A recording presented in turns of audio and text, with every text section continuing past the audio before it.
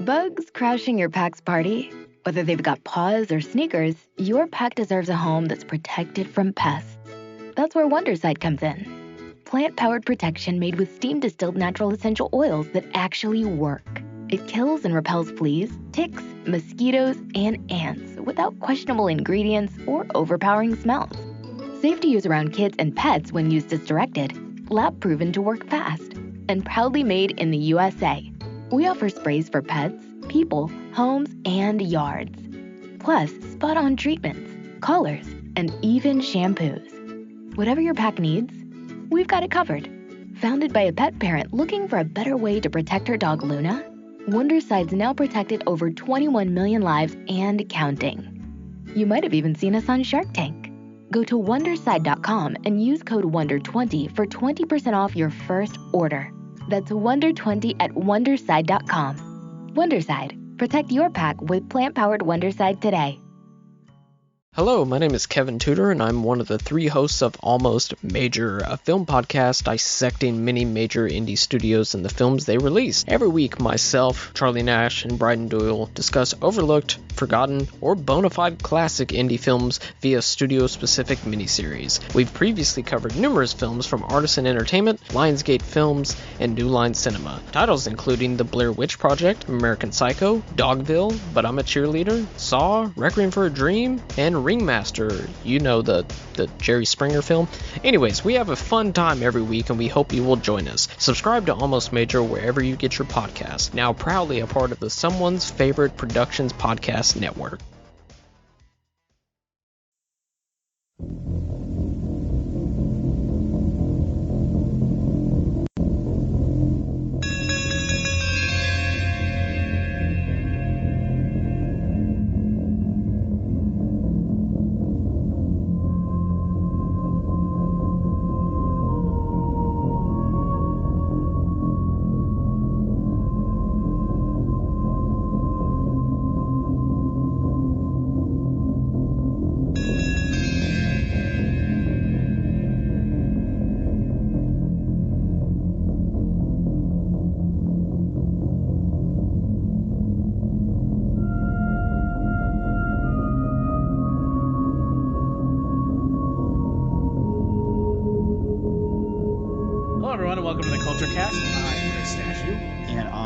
Staff writer Zach Wickwire. And this is Zach's first Kulturecast. Yes, it is, and it's going to be a great time. Yeah, I'm excited. I can only hope.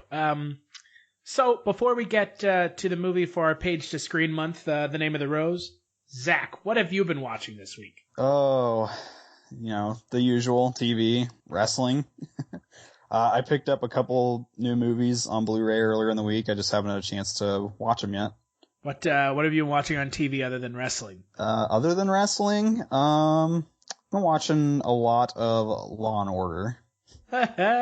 Thanks, Mark. Oh boy, lots of Law and Order, huh? Yeah, it's Law and Order, and then just some random stuff. I'm trying to think here, like occasional, just Family Guys stuff, Simpsons stuff like that. Just kind of background noise while I'm doing other projects or writing or whatever. What about you, sir? I have been just watching a lot of horror movies to prep for October, for when we talk about horror movies in October. I'm trying to get some ideas for what we're going to be watching for October. So I've just been really just watching a lot of horror movies. But yeah, not really anything else. Been watching Hannibal, but that's television. Yeah, well, that show's drawing to a close. So yeah, I don't really watch a whole lot of television. But yeah, that's pretty much all I've been watching. Not a whole lot. It's been kind of I've been watching primarily stuff for the site, which we'll get into when it shows up on the site. So there's not really a point talking about it ahead of time. But let's move on to the movie at hand. The Name of the Rose came out in 1986. The IMDb synopsis for the film is: an intellectually nonconformist monk investigates a series of mysterious deaths in an isolated abbey. The film is based off of the book with the same name by Umberto Eco. It stars Sean Connery, Christian Slater, and Ron Perlman. And don't forget F. Murray Abraham. Yeah, F. Murray Abraham, Elya Baskin, who I spoke with for the film. So Nice. we'll play that interview here in a little bit. But also has William Hickey and Michael Lonsdale, who played he played the bad guy in Moonraker. Okay. That's what I was. Yeah, there's a couple guys in the movie. I'm like, I know I've seen these guys somewhere, but I don't know where. Right. So Zach, what did you think of the film, and was this your first time watching it? Yeah, this actually was the first time watching it. I wasn't really sure what I was getting into. I kind of went in blind. I didn't really do any research or anything on it. I was honestly I was pleasantly surprised. I mean, it's I don't think it's a movie I could watch again tomorrow or anything like that, but it was a decent film. I mean, I enjoyed it for what it was. I mean, there's we'll get into the specifics later, but yeah, I mean, I walked away from it enjoying it much more than I thought I was going to. And I mean, have you had any kind of exposure to stuff like this, like Sherlock Holmes, stuff like that? A little bit. I do enjoy a occasional mystery drama kind of movies and television, but I mean, it's been a while since I've watched anything like this. Yeah, I watched this film for the first time a couple weeks ago. It's a good film. I like it. It kind of peters out a little bit towards the end. Oh yeah, definitely. Yeah, I completely agree. Yeah, it kind of loses steam towards the end, which is unfortunate. I think that's kind of my only real big problem with the movie. Other than I did enjoy it, but it does kind of fall off hard towards the end. Yeah, it's like they had a good thing going, and they just kind of realized we got to wrap this up, and just kind of rush to the climax. Yeah, and I think that's really unfortunate, considering how the film, the premise is really strong. I felt like. Mm-hmm.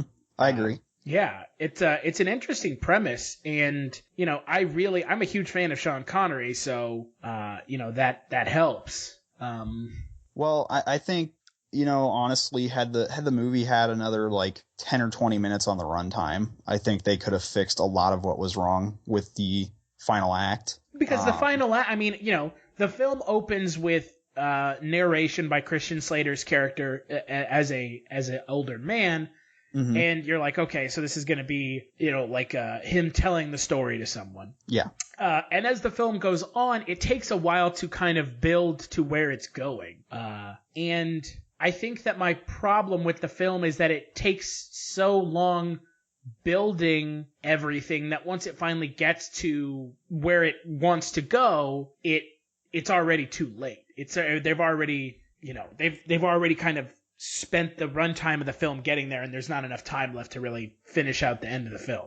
Yeah, and I mean, I understand that they have to, they gotta throw a couple, red herrings in there to kind of keep you guessing on what exactly is going on. But yeah, I agree. I think they did. The movie, I guess, to sum it up, I mean, it was a little long-winded. It took a long time getting to the payoff, and then the payoff wasn't exactly what I was expecting. Right. But that being said, just looking at the movie on kind of a broader scope, the performances are great. I really like Sean Connery in the film. Yeah, definitely. He was definitely a standout. For as young as he was at the time, Christian Slater did a very, very admirable job. I want to say that this is one of his first roles. I might be wrong. It has to be. I think he was only 16 when he did this movie. Yeah, it was his third role. So, which is extremely impressive. Yeah, considering the talent that he was working with. Yeah, and he hasn't really. I mean, Bugs crashing your pack's party? Whether they've got paws or sneakers, your pack deserves a home that's protected from pests. That's where Wondersight comes in. Plant-powered protection made with steam-distilled natural essential oils that actually work. It kills and repels fleas, ticks, mosquitoes, and ants without questionable ingredients or overpowering smells. Safe to use around kids and pets when used as directed, lab-proven to work fast, and proudly made in the USA. We offer sprays for pets, people, homes, and yards. Plus, spot-on treatments, collars, and even shampoos. Whatever your pack needs, we've got it covered. Founded by a pet parent looking for a better way to protect her dog Luna, Wonderside's now protected over 21 million lives and counting. You might have even seen us on Shark Tank. Go to Wonderside.com and use code WONDER20 for 20% off your first order. That's WONDER20 at Wonderside.com. Wonderside. Protect your pack with plant-powered Wonderside today. Do you love movies? So do I. What's up, y'all? It's KB, and I love movies. Inviting you to listen to The Conversation, a film podcast where passion meets perspective and opinion.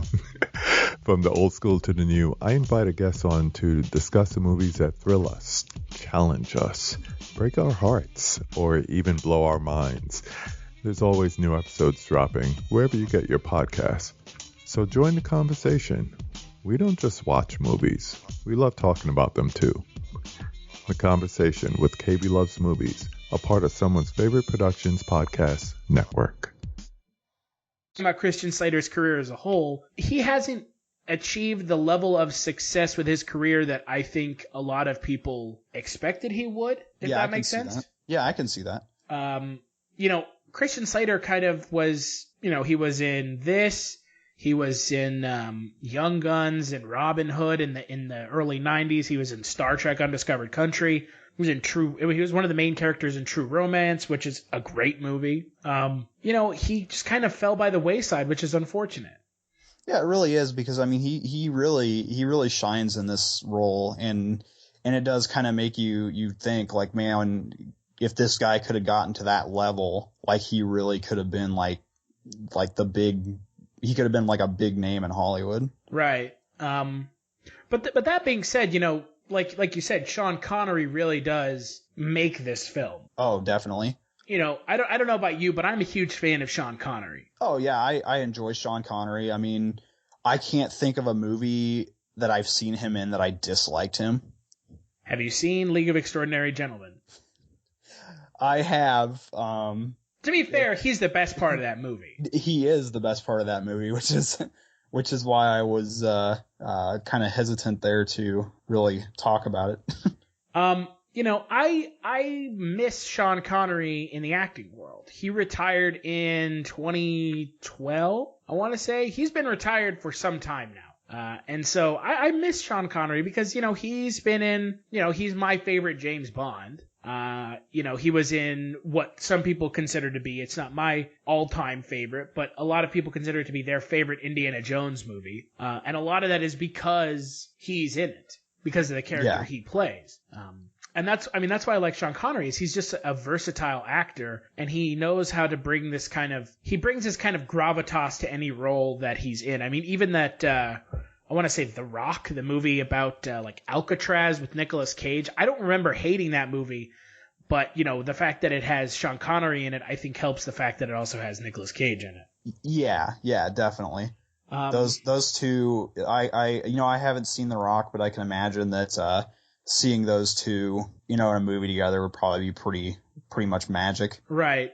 And we talked about Christian Slater, and he's kind of having a career resurgence a little bit with that show on I want to say USA, Mr. Robot, which is apparently getting rave reviews. Yeah, I've been hearing a lot of really good things about it.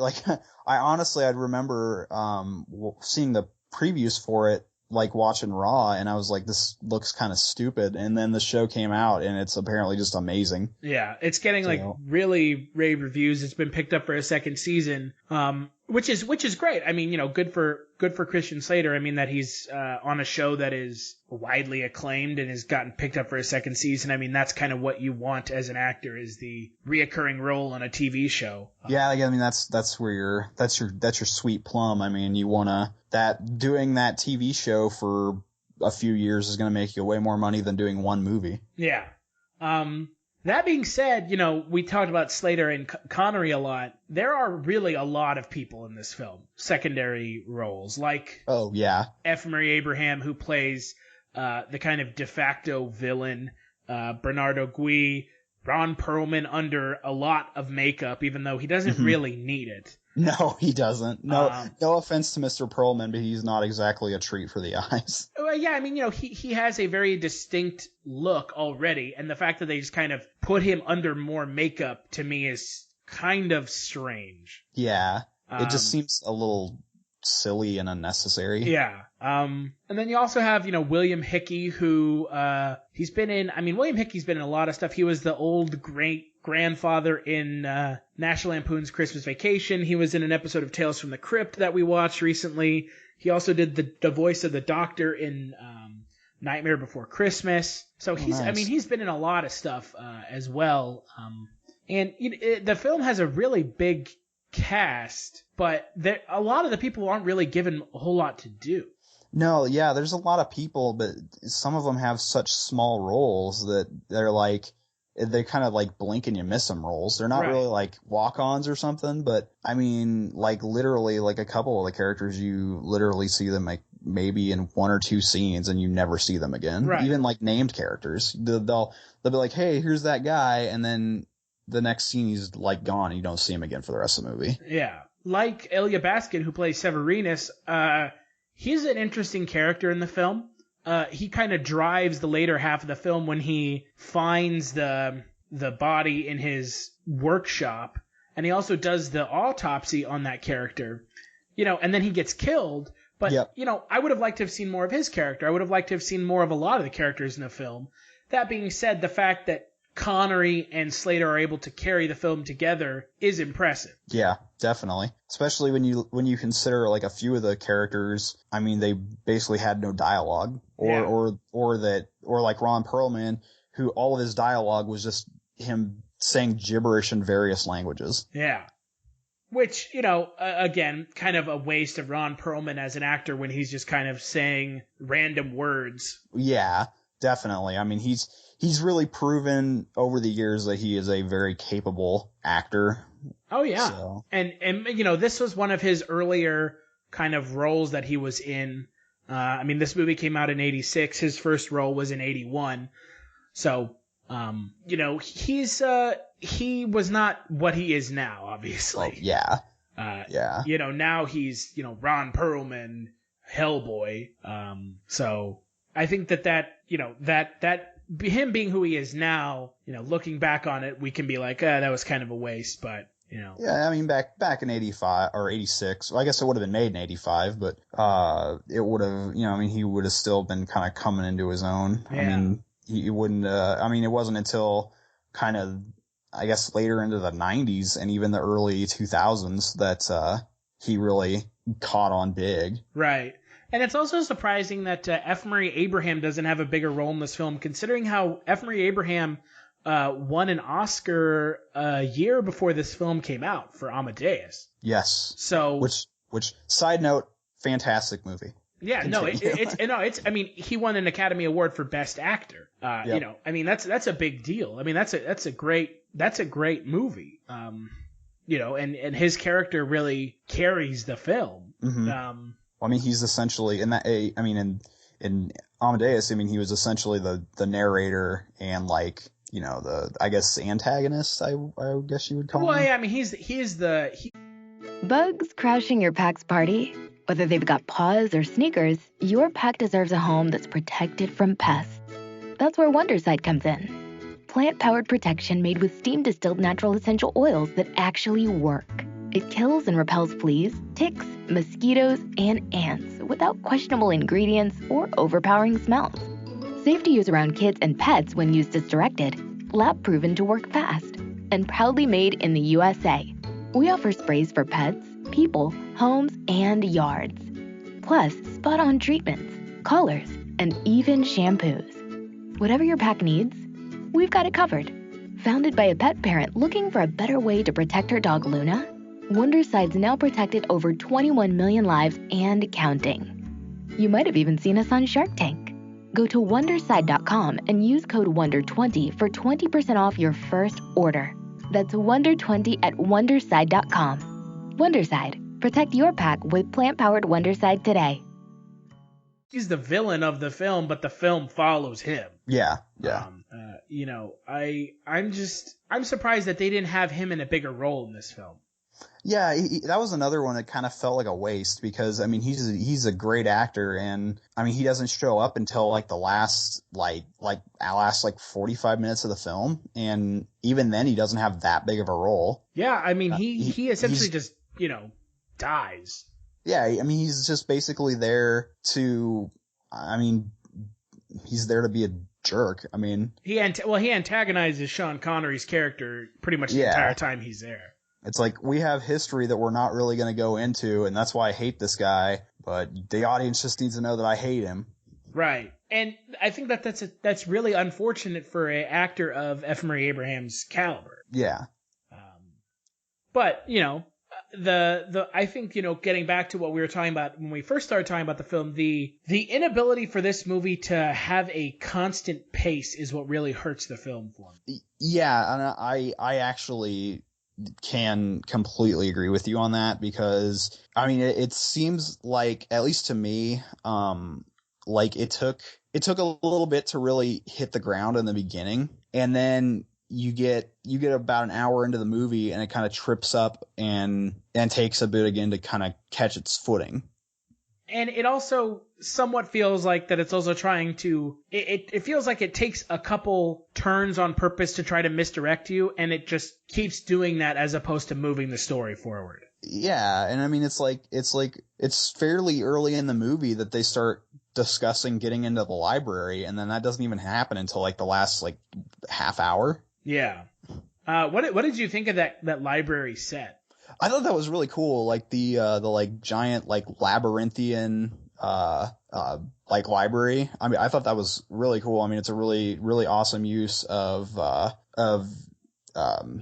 their props and stuff because you got to consider this was made 30 years ago now. That there's not a I mean, they didn't use computers and shit to do this. I mean, this was all built by people. Right, and the exterior set is one of the biggest exterior sets ever built for movies. The whole exterior of that building, the exterior shots were actually built for the film, which is even more impressive.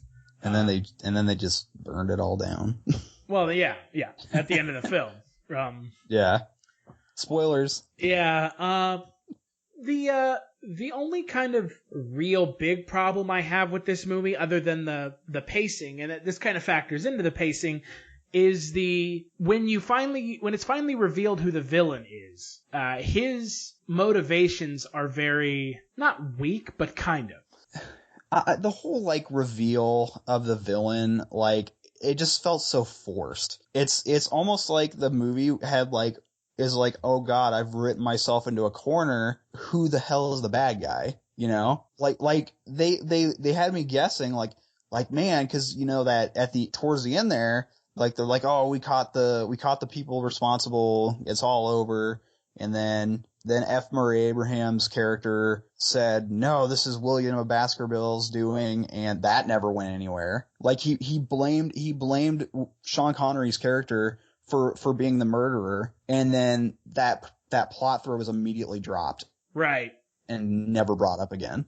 Like, and then they finally do reveal who the villain is, and it's so anticlimactic. You just like, I just was sitting there like, he's really the bad guy? Like, there really wasn't any point in the movie where they really made it seem like he could have been the one that was doing it. Right. Well, and that's the kind of the twist, right? Is he does it, but in a way that is not him doing it explicitly. So the kind of the end of the film has Sean Connery and Christian Slater finding out who the murderer is, and the murderer is one of the older monks in this abbey who has put arsenic on the pages of this book. I want to say it's like Aristotle's second book of Poetics. Yeah.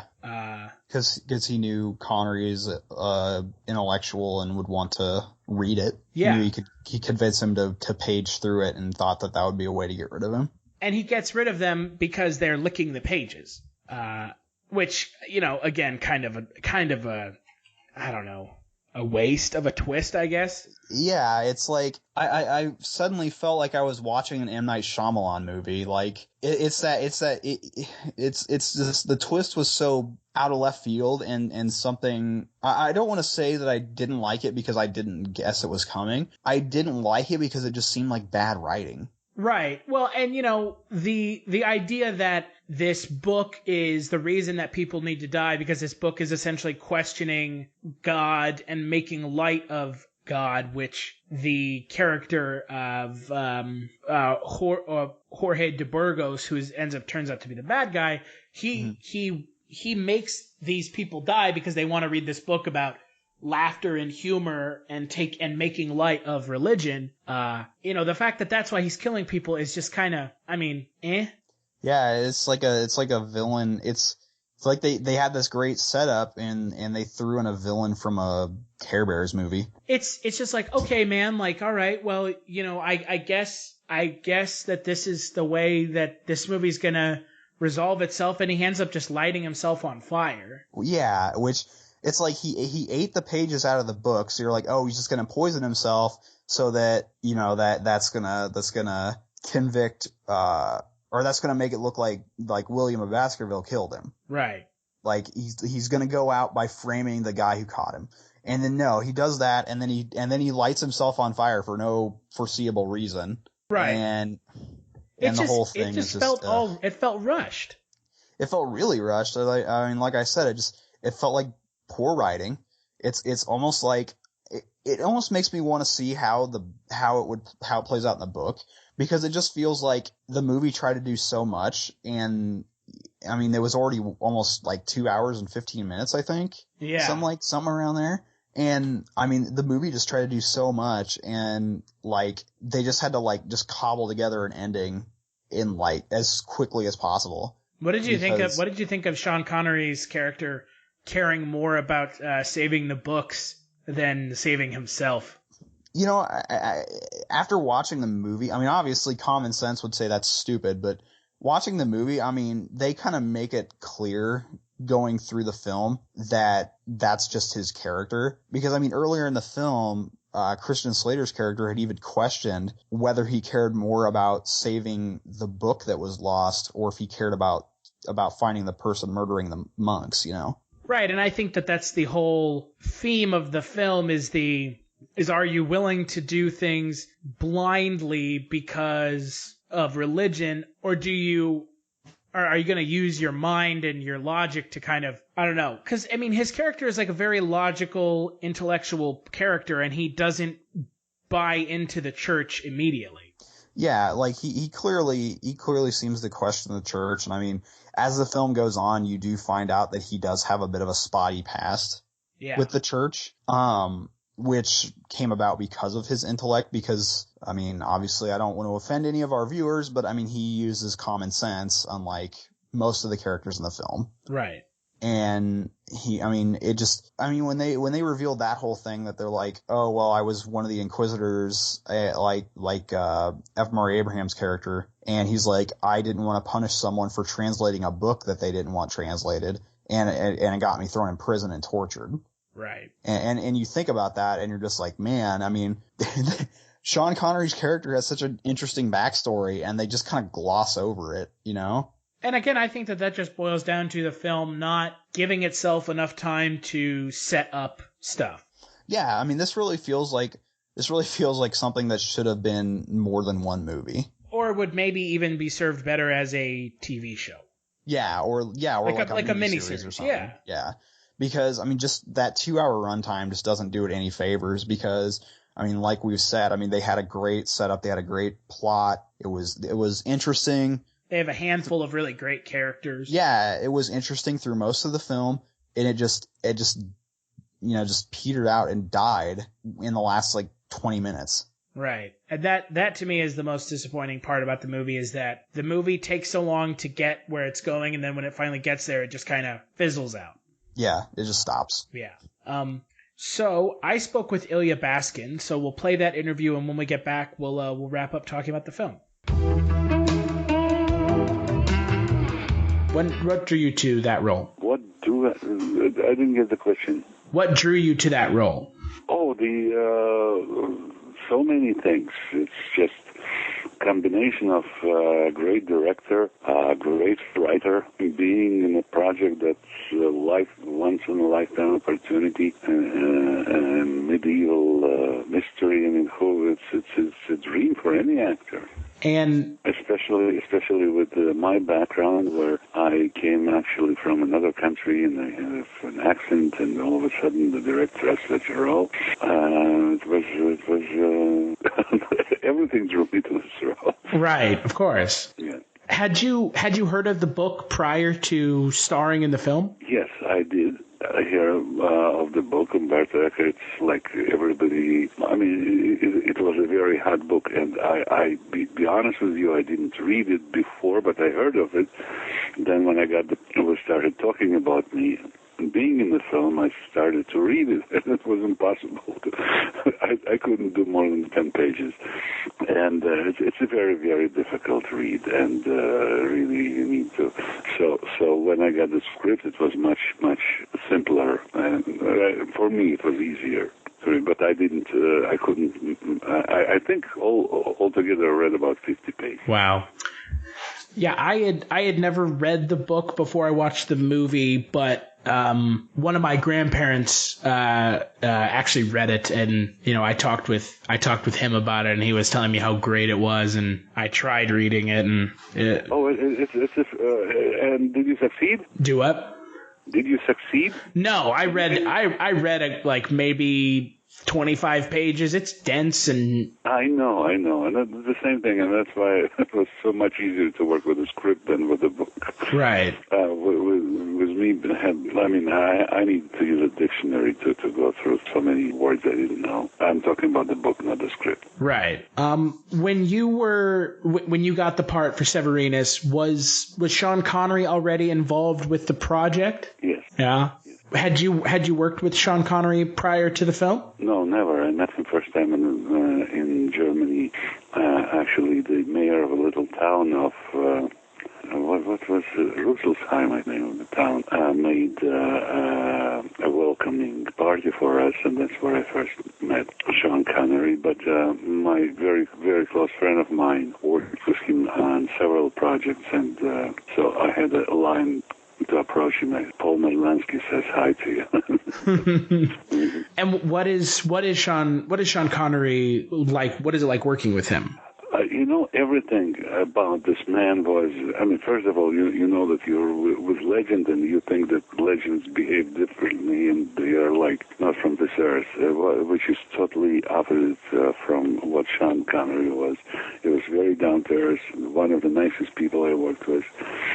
Even he, stars of his stature don't have to give you lines when they're on the other side of the camera, and he was very kind and always asked me if you want me to read it, I'll read it with you, and he was absolutely magnificent. And just, we were all in a very small town, and we were, I don't know if it's the right word, hanging out together, but we spent a lot of time together. Not only me and Sean, it's like a group of us, of actors, and it was nothing hard-nosed about him. He was very, very down to earth and very. I had only the best experience and best feeling. One little thing, that I might know, that any conversation you'll start with him on any subject. In 5 minutes, you'll be talking golf. Man. He's an addict, and it always would end up with talking about golfing. Right. But other than that, only the best feeling, and truly, truly very nice man. And so when you were brought onto the film, from what I've read, a lot of the film was a lot of the exterior shots were built. The exteriors for the film were built in Europe, outside of Rome. What was that set like? That was a truly massive set. It's not exactly like you say. What happened? We filmed. The Name of the Rose was filmed on two locations. One was in Germany, near Rüsselsheim, and it was a real 13th century monastery called Kloster Eberbach. And that's where, and the copy of it, or some parts of this monastery, was built outside Rome because it had to be burned. Right. So we did film in a real monastery, and we had absolutely fabulous set designer, Dante Ferretti, who did such a magnificent job. And plus Jean-Jacques Annaud, before we started filming, that not a lot of people know about it, he took us to the set, and what he did, he invited extras and put them in costume. So when the cast went to see the set, it was like... we were in a different century. There were people walking, there were goats and chickens running around. And that was all in the real monastery. It was really freaky and fabulous. I don't know what words to use to describe it. Fantastic. And especially, I mean, every extra that was chosen for this film, it was, he picked up individually. I mean, if you remember the film, they're the most fantastic faces. Yeah, they all seem to reflect the time period the film is set in. That's right. That's why I said when we just came to see the set, we were like freaked out because it was like unreal. And, you know... It was like time travel. You know? Right. I can only imagine. I mean, you know, the fact that they spent the time to build an exterior set of that magnitude is impressive in and of itself, obviously. Oh, yeah. Yeah. So I'm curious, you know, when you got the script and you got the part, were you told were you told ahead of time your character was going to die in the later half of the film? Was that something you were aware of? Of course, I read the script. Right. Well, I mean, you know, in this day and age, right, with kind of the internet and people leaking information, stuff like that is kind of sometimes intentionally left out of scripts. No, it was in the script, and the internet wasn't that popular. Right. Of course not. Yeah. So, you read the script, you knew that the character is dying. I could ask him to let me live a little longer, but then he'll have to talk to Umberto Eco, and then he'll have to write another book. Right. So, once you got the part and you were, you know, on set, what was it like working with Jean-Jacques Annaud, and kind of just what was filming like on a daily basis for the film? It was, first of all, Jean-Jacques Annaud is a very unusual director. I mean, he, in addition to giving us a script, he gave us a lot of material related to that time. He knew that actors are lazy bastards and wouldn't go to the library to search. So he provided us with a lot of material, and he insisted that we read it and we knew it, and that was very, very different from any other experience I had before that or after that. And as far as just working every day, it was very, very challenging, very interesting. He's a great director. I feel very fortunate that I'm chosen by Jean-Jacques Annaud to be part of it. And as far as working every day, it was very interesting work, you know, something that you wake up and you look forward to doing. Do you enjoy working on period pieces like The Name of the Rose? I think they're the best, yeah. I mean, it all depends, you know. You cannot just, it's interesting, of course, to dress up in a costume of a different area, but it could be a fantastic experience, and it could be probably dreadful experience if the director doesn't know what he's doing, and the crew and cast don't get along. But in this case, everything was just like flowed very, very nicely. And the cast, what a great cast there was.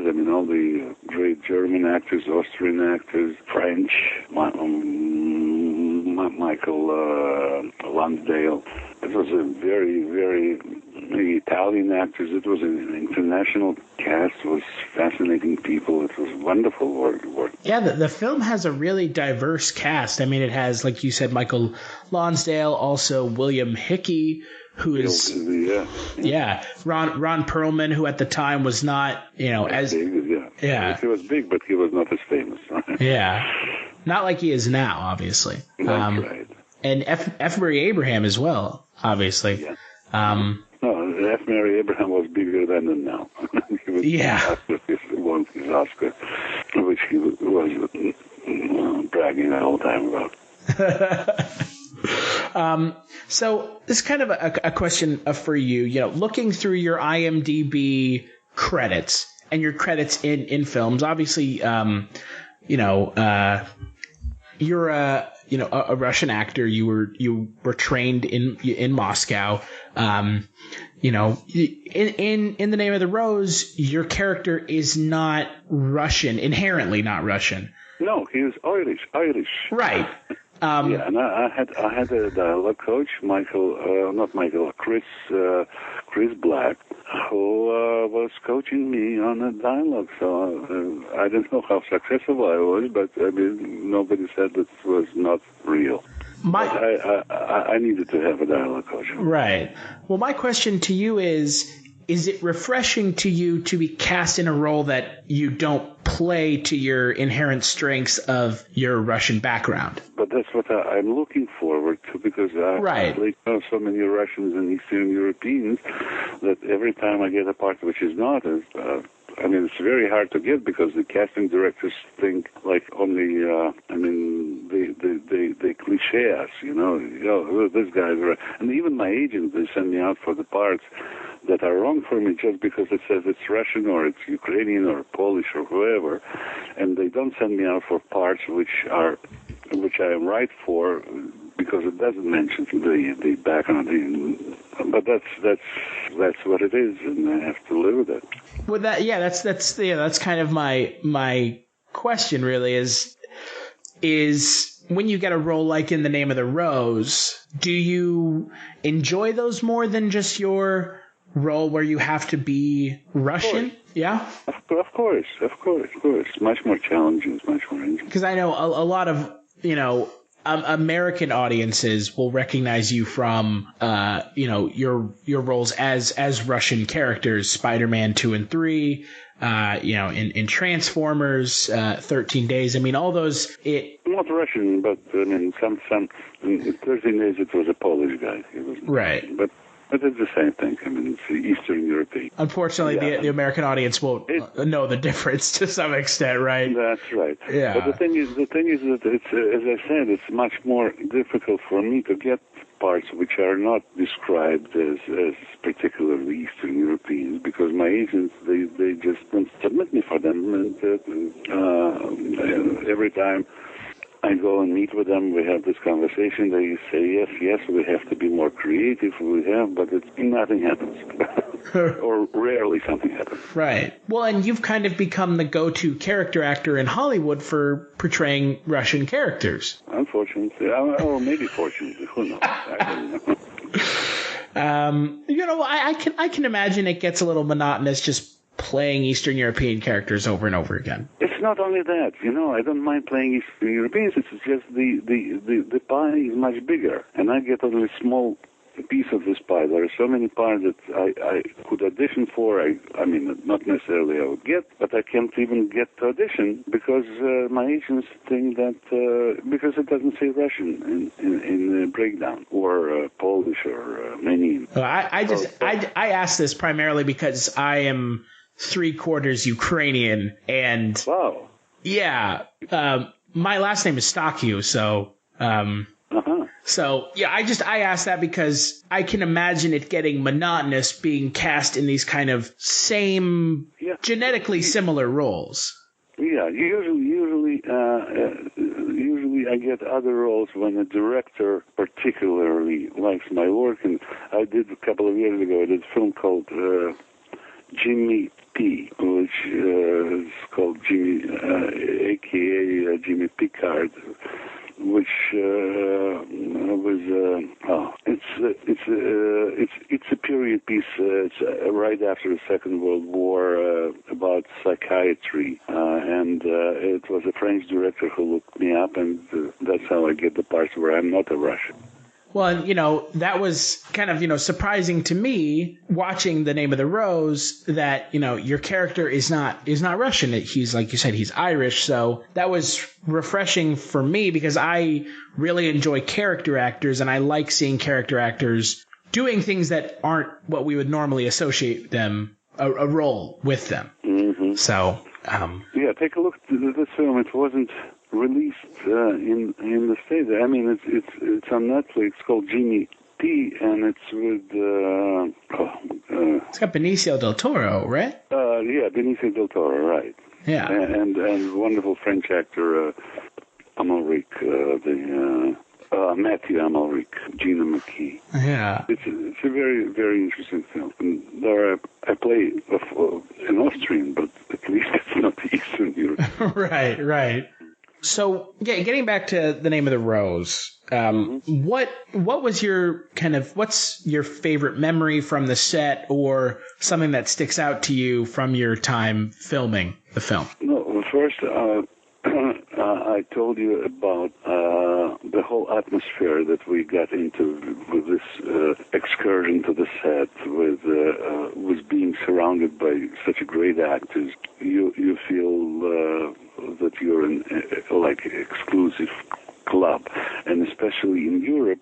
By that time, the book was very, very, very famous, and the word went out about the filming, so everybody was looking at us as like very rare creatures. You know, I remember when we were filming in the built set near Rome, we had to interrupt filming quite often because they had a blimp flying over with tourists showing the set. And of course you cannot shoot 13th century mystery with a blimp flying over you. Right. All the time. So that was a great part of it. Another part was that we were not as much in Rome, but in Germany we were staying in a little town, and we had to be with each other, see each other all the time, and just getting to know each other. It was fabulous. Absolutely fantastic cinematographer. When you go to the set, you see the set, and it has certain colors, and then you see it on the film, and the colors are totally different, much more interesting. How should I say? You don't see it when you're there, but on the film you see absolutely magnificent colors and stuff. It was Fellini's DP, Tonino Della Colli. The memories about funny stuff, I don't know. I have to think a little more about it. Christian Slater was 16 years old and always in love with somebody. And it was funny, him becoming a grown-up in front of our eyes. And I had to shave, how do you call this thing in the middle of the head? Tanzer. The friar's circle, right? Yeah. And that was funny when people were looking at me, just when I was walking, because it looked like very strange. I mean, I don't have any funny little stories at the moment. I mean, I have to concentrate a little more on that. Maybe I'll come back many years ago. Of the scenes that you're in the film, which one are you personally the most proud of?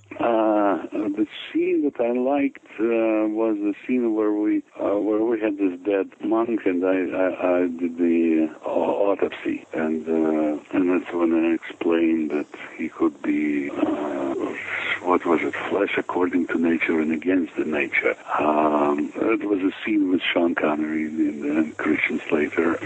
And that was, I think, a very nice scene. I don't know if you remember it. It's when trying to remember his name. I think it was Michael Habeck when he died, and then I do the autopsy. Right. On Berengar. Yeah, Berenger. Yeah. I enjoy everything about the movie, but I really enjoy the fact that there are a lot of what would be considered in a lot of films smaller parts, but even those, quote unquote smaller parts, they're given a lot to do. I mean, your character is one of the driving forces in the film later on, and you're given a fair amount to do in the film, even though it's a smaller part on kind of the grand scheme of the film. It's a medium-sized part. It wasn't very. He actually is the one who discovered the book. Right. Severinus. Oh, another thing that to mention interesting things. It was working with Fyodor Shaliapin Jr. You know who I'm talking about, right? Mm-hmm. I think so. The guy the blind guy who was killing everybody. Right. Correct. And he's the son of one of the greatest Russian singers, opera singers, Fyodor Shaliapin. And he was by then he was almost 80 years old, and he was very close to my how should I say, acting god, Michael Chekhov, when they lived in California. Now he lives in Rome. I mean, he passed away, but at that time he lived in Rome. But before that, he lived in California and worked with Michael Chekhov all the time. So just being together with him and listening to his stories about Michael Chekhov, who, as I said, is my acting god, was absolutely incredible. I can imagine. So after the film comes out and you get a chance to see it, what were your kind of thoughts in the film? What did you think about the film once it came out? I thought that it deserved more than it had. It was a huge hit in Europe. Right. And here it played only a couple of weeks, I think. And it was a release. It played in theaters, but it was like when came in and went. I mean, it wasn't a big thing. Later, people they started showing it on cable, and people started more people saw it. But in theaters, I don't think we did very well in America. But in Europe, it was like the greatest hit for several years. Right. Well, yeah. I mean, I think the film inherently is more tailored to European audiences in some respects because of the pace. I also think that. Yeah, I think also that some of the themes that the movie talks about might not be something that American audiences are inherently interested in, because the film has a little bit of philosophical musings, somewhat, towards kind of the end of the film when they're talking about the purpose of laughter in regards to the church. Yeah, and it's about the church a lot, about the how church reacts to how oppressive the church was at that time, and how difficult it was for somebody to go against the grain. Right. And I think that in the 80s, the American audiences maybe just didn't have an interest in that, unfortunately. Yeah, I was to be honest with you, I was a little bit disappointed because I thought that having this kind of cast and the subject and the quality of the film, I mean, it was brilliantly shot. It would get more attention, but unfortunately it didn't. My last question for you is there anything you're working on now that you want to talk about? I did a film which I think it's my second horror film, which I don't know what's happening with it. It's called The Hive, and it's not really something I want to talk about.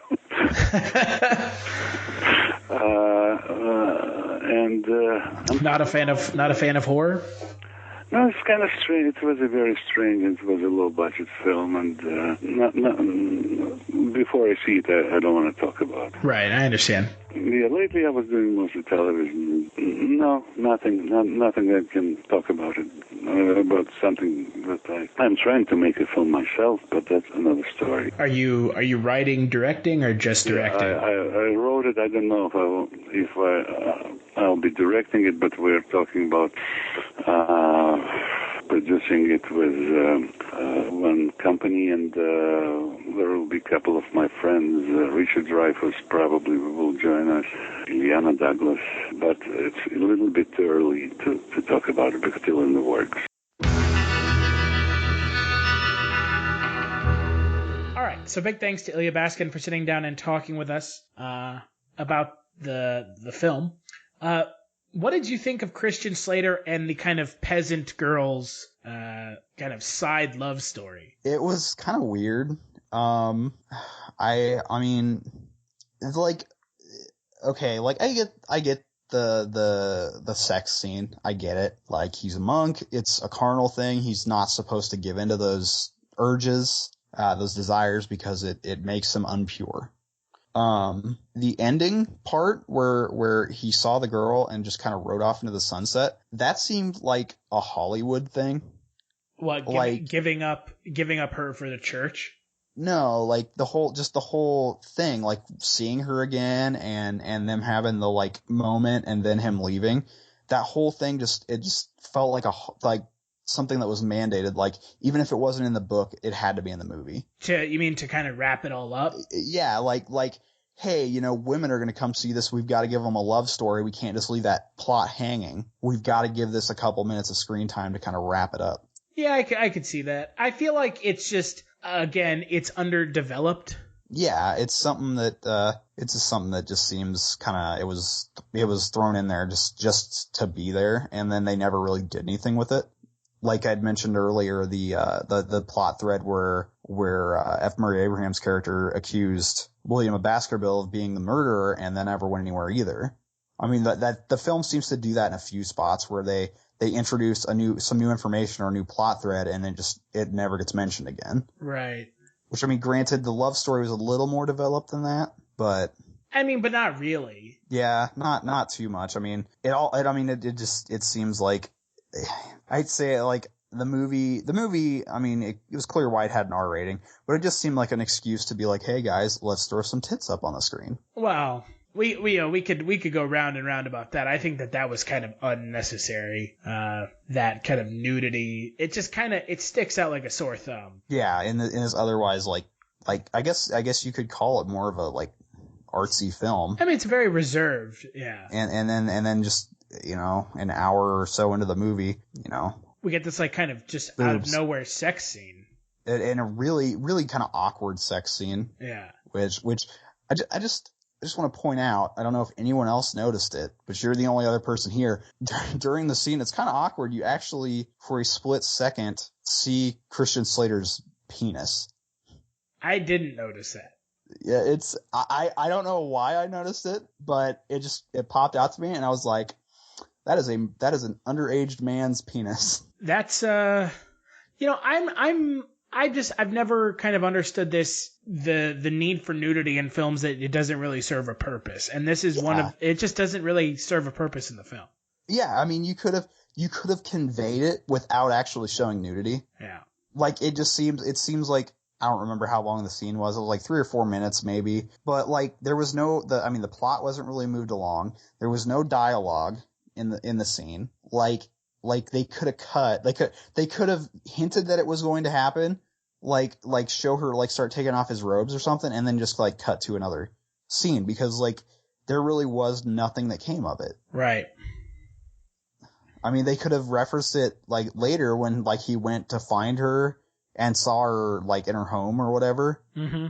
through the wall. Like, they could have just referenced it there, had the narrator mention it, because he was talking over that scene anyway. Yeah. And it would have, I mean, you could add an extra few minutes for one of the other plots that didn't go anywhere, or to, flesh out the climax of the movie. Yeah. No, I agree. It felt just kind of unnecessary. So, really unnecessary. Well, before I get your final thoughts on the film, what do you think the Rotten Tomato percentage is for the film? I don't know. Maybe, like, knowing how the internet goes with their ratings, I'm gonna say it's probably around, like, I want to say between 65 and 70.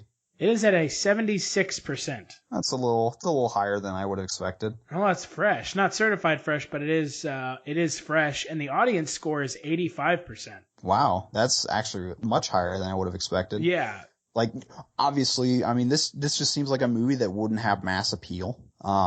I would honestly think a lot of people probably saw it because of Sean Connery and F. Murray Abraham being in it. Well, and it wasn't popular stateside, but in Europe it made a lot of money. I could see that. This seems like a movie that would be a lot more popular overseas. Yeah. Well, I mean, it's set overseas. It has more overseas appeal. I would agree. Yeah. So with that being said, skip it, watch it, and best performance. I would say that it's worth watching if you're like a big film buff. I mean, I'm not the biggest film buff. I like movies, and I enjoyed it a lot more than I thought I was going to. So I mean, I would definitely have to give it a watch. As far as best performance, I am actually, that's tough. I loved Sean Connery in the movie. I really did, but I've got to give it to Christian Slater just because of how young he was and how early in his career he still was, because he was just fantastic in the role. Like it wasn't like his dialogue was all good. He was like on point with like his body language and everything.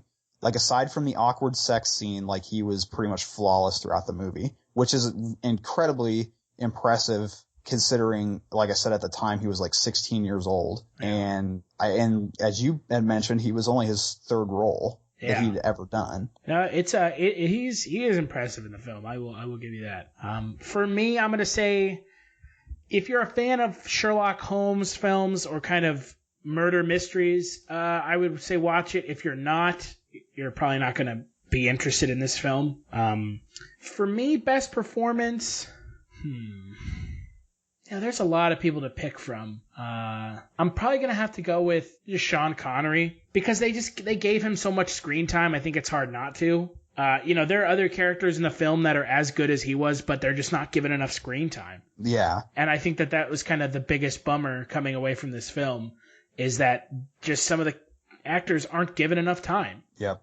I agree. Like Elya Baskin. I would have loved to have seen more of his character. Or Fyodor Chalipian the Jr., who played the bad guy. I would have liked to have seen him more on screen. But it's just, or even F. Murray Abraham. Yep.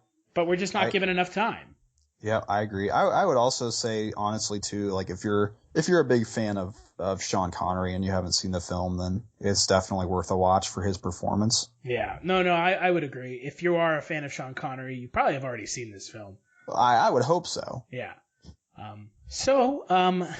Next Monday, we're going to be talking about our only non-movie based off a book this month. We're going to be talking about The Man from U.N.C.L.E., the new film that comes out this Friday. And then next Thursday, we're going to be doing a look at the entire Hannibal film franchise, starting with Hannibal Rising, then Manhunter, then Silence of the Lambs, and then the final film, Hannibal. Zach, is there anything you want to plug? I mean, the only thing I really got going on is, check out my reviews of WWE NXT over on the 3 Count. Aside from that, I think you can expect to see me back for some more Kulturecasts in the future, because I actually did really enjoy not only watching the movie, but getting the opportunity to sit down and talk about it. And you like movies, unlike other people we know. Yes. Mark. Yeah, that darn Mark. Yeah, I actually enjoy watching movies. Mark. He made fun of me for buying those Blu-rays, and I was like, I don't care. Get out of here. Oh, man. You can follow me on Twitter at HeelStash. We are on Twitter and Facebook. Culture Shocked is. And like Zach said, we do a lot. We do written wrestling reviews. We do a wrestling podcast as well. And also, we do weekly movie reviews. So, so big thanks to you, Zach, for taking time out of your schedule to sit down and be on your first Culture Cast. And like you said, there will be more in the future. Oh, definitely. I had a good time. I had a good time recording it, so I would definitely be more interested, and perhaps in the future we can have more than just the two of us. It'd be slightly more entertaining. Hey, you got to do what you got to do, right? Yeah, exactly. So make sure to check out our next Culture Cast where we talk about The Man from U.N.C.L.E.